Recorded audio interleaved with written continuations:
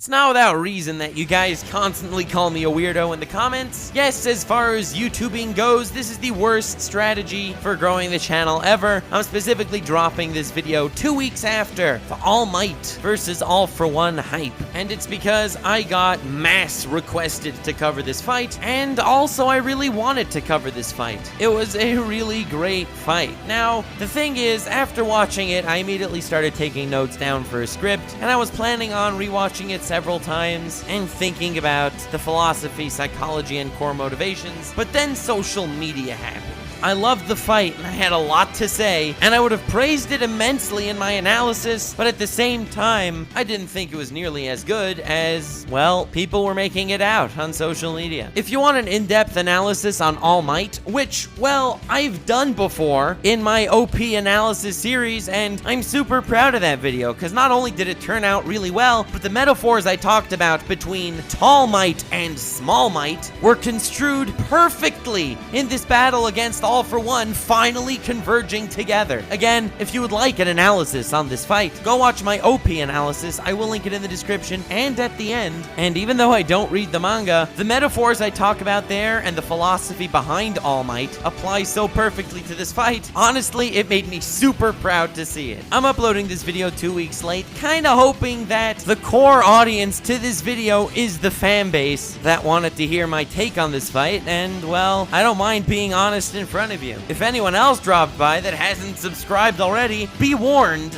you may not like what you hear. Of course, also subscribe, because why not? I mean, honest YouTubers are hard to come by, especially as far as Hero Academia, because no one else is goddamn insulting thing. But anyhow, this is not an insult to Hero Academia, because as I've mentioned, I like the fight. It's just when everyone else, everywhere else, is spamming my Twitter feed with All Might versus All For One is better than any fight we've ever seen in Naruto, Bleach, or One Piece. And it's all these My Hero Academia tards that try to make believe it's the best anime of all time. That kind of makes me want to do a video like this, not exactly praising the thing, even though it's kind of taboo. I'm sorry, I apologize. But in my Art of a Fight Scene series, where I talk about the greatness in different fight scenes, I try to get across that there are 3 layers to every fight, and nailing all 3 of these layers actually makes a fight great. So, the first layer is the superficial narrative. It's what we're seeing going on screen. It has to be cool, it has to be enticing and exciting. The second layer is the emotional narrative. I have to understand both characters and both sides, or if the narrative is focused on one side, I have to understand that one side and legitimately feel like part of that story, as well as everyone watching the fight take place. That is also part of the emotional narrative. And the third level is the metaphoric or philosophical narrative. My personal favorite part, what we can actually take away from this fight and what it actually means. All Might versus All For One definitely hedged its bets, putting all of its money into stage 2, the emotional narrative. As far as the superficial narrative, no offense to everyone, it was garbage. Utter garbage. All For One shoots a laser beam at All Might, but there's a citizen behind him, so All Might tanks it. All For One uses Ultra Mega Punch. All Might blocks Ultra Mega Punch, converts power to other arm, punches All For One. United States of Smash.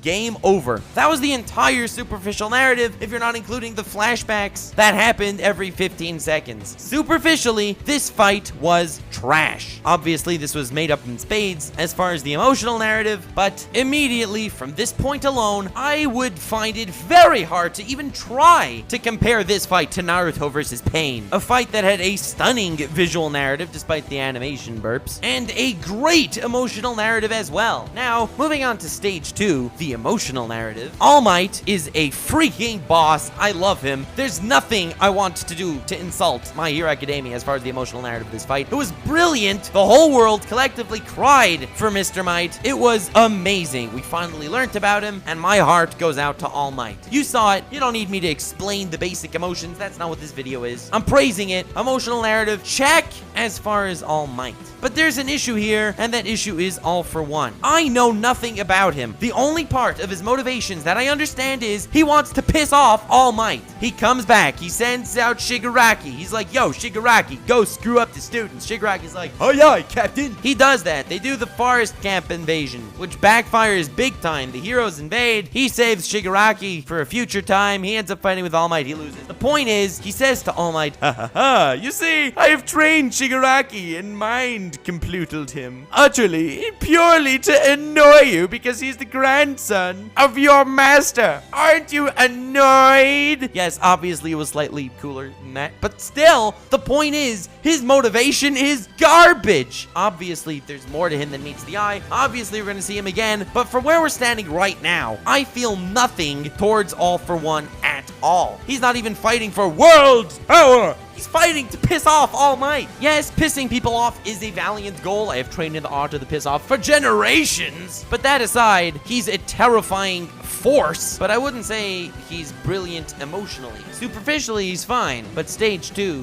he won't cut it. Now, stage 3, metaphorically, it was an amazing fight, and I could have made an entire video on it. Heck, I was gonna make an entire video on it, but to be completely honest, it furthered the basic philosophy of the series as far as the ultimate good and the ultimate evil and how we perceive it as viewers. Now, it didn't really introduce a new element to the philosophy of the story, and I have covered the philosophy in the past, so again, if you'd like to see that, check out my other videos. My point here isn't really to nitpick at the series. I really have two purposes. The first purpose is, this is why I did not do an analysis on the actual fight, because despite really liking it, my passion is way overdone by the community, which may or may not have overhyped this fight. I mean, I shouldn't really be saying that. I know I'll be slaughtered in my sleep by the, Mineta tards. They exist. But when I hit 100k subs, I said to you guys that I would try my hardest to be as honest as possible with all these things, even though, yes, I know I may not necessarily have great feedback on this video. I'm just trying to get my actual feelings of this out to you guys. And the second reason why I'm making this video is because I really like My Hero Academia. And like many other series, and like many other video games, when something's actually amazing, and when people are actually liking it, and begin liking it to the extent that it becomes a mass movement to love this thing, the overhype kind of kills it for everyone else. Me personally, Undertale is my favorite video game of all time. But saying that may or may not get me stoned on the internet because, well, oh, the Undertards are everywhere. The fan base is toxic. Toxicity alert. Toxicity alert. Toxicity. Yeah, well, you get my point. If not for the fan base going nuts about it, people would still regard Undertale as an amazing game. And I don't want the same thing to happen to My Hero Academia, because overhyping All Might versus All for One cannot be good for the series, especially when Rock Lee versus Gaara, Naruto versus Pain, and Obito versus Kakashi, all three from Naruto, way surpassed this fight in the emotional narrative, in the superficial narrative, and in the philosophic narrative by miles. And if you didn't watch Naruto and you only watched MHA, please don't fight with me in the comments. If you have watched Naruto, then feel free to fight with me in the comments. Your prerogative. I use Naruto as an example because I find most people trying to compare My Hero Academia to Naruto, and well, there are many similarities between them, which is why I picked that series to contrast. Now, I'm not going as far as to say that Naruto is better than My Hero Academia. Everyone has their own personal tastes, and I personally have things I like about each series more than the other. Well, while I would love to continue ranting, and while I had ideas to stretch out this video longer to show more reasons why I preferred certain fights over others, honestly, I would really like to keep this video under 10 minutes, because otherwise, everything I'm saying about being honest will make me look like a total bitch. If you made it this far, thank you so much for sticking around to the Nux side of YouTube, where I say it how I see it. That's just how I roll, fam. If you liked this fight more than every fight in Naruto, well, that's great. I'm happy you enjoyed it. I personally thought those 3 fights in Naruto were superior, but then again, we're all human, and that gives us all the special ability of individuality.